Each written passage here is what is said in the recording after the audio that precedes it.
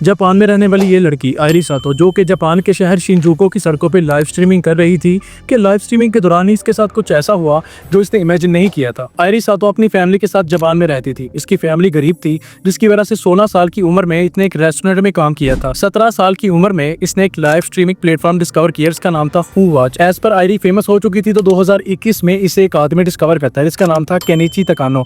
इसे आयरी इतनी पसंद आती है कि ये उसकी लाइव स्ट्रीम पे लाखों येन्स की डोनेशंस देना स्टार्ट कर देता है। इसकी वजह से आयरी भी इसको नोटिस करती है और पर्सनल मैसेज कर देती है। इसके बाद इन दोनों की बातें स्टार्ट हो जाती हैं और बातों बातों में ही एक दूसरे को पसंद करना स्टार्ट कर देते हैं। इसी तरह वक्त गुजरता रहता है, दिन आ जाता है 11 मार्च 2025। आयरी जापान के शहर शिंजुको की सड़कों पे लाइव स्ट्रीमिंग कर रही होती है और इसको देख रहे होते हैं 6000 लोग, और इन्हीं लोगों में से होता है एक केनिची तकानो।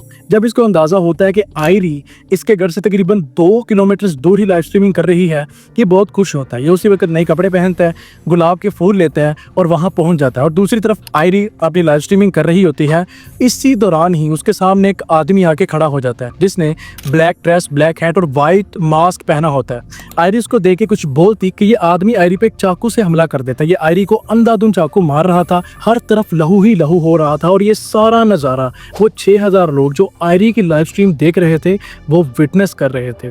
उस बंदे ने आयरी को तकरीबन 30 मरतबा चाकू मारे, उसकी छाती, बाजू और गले पे, इसकी वजह से आयरी मौके पे ही दम तोड़ गई। ये पकड़ा जाता है। उसके बाद पुलिस इससे पूछताछ स्टार्ट कर देती है और उसके बाद ये आयरी को लेके ऐसे खुलासे करता है, पुलिस वालों के भी पांव तले जमीन निकल जाती है। केनिची ने पुलिस वालों को बताया कि मैंने आयरी को 2021 में फू वॉच के लाइव स्ट्रीमिंग प्लेटफॉर्म से डिस्कवर किया था।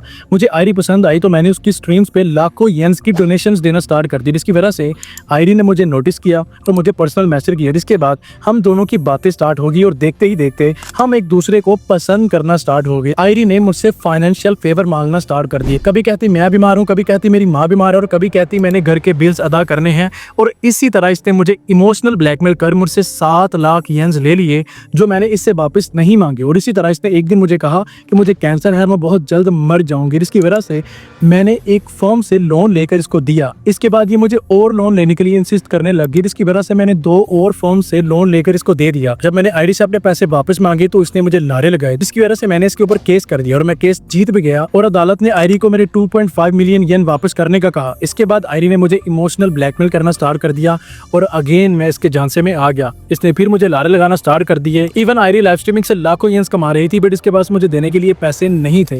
फिर मुझे पता चला कि आयरी मुझे प्यार के झांसे में फंसा के मुझसे पैसे लूट के किसी और लड़के के साथ सिविन में रह रही है। जब मैंने इस बात की आइडेंटिफिकेशन की तो ये बात सच साबित हुई, जिसकी वजह से मैंने गुस्से में आके आयरी को जान से मार दिया।